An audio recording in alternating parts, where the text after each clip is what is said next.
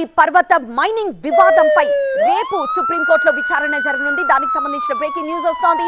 ఈ అంశాన్ని సుమోటోగా తీసుకున్న అత్యున్నత న్యాయస్థానం అరావళి పర్వతాల నిర్వచనం సంబంధిత అంశాలపై విచారణ చేపట్టనుంది.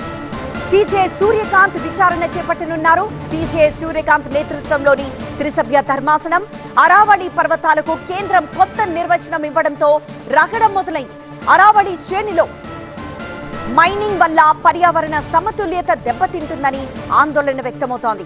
ఇప్పటికైతే అరావళి శ్రేణిలో కొత్త మైనింగ్ లీజ్లపై సుప్రీం నిషేధం విధించింది. శాస్త్రీయమైన మదింపు లేకుండానే, ప్రజాభిప్రాయం తీసుకోకుండానే అరావళి శ్రేణికి కొత్త నిర్వచనం ఇచ్చారంటూ సర్వత్రా విమర్శలు నెలకొన్నాయి. ఈ విమర్శల నేపథ్యంలో అరావళి అంశాన్ని సుమోటోగా తీసుకుంది సుప్రీం.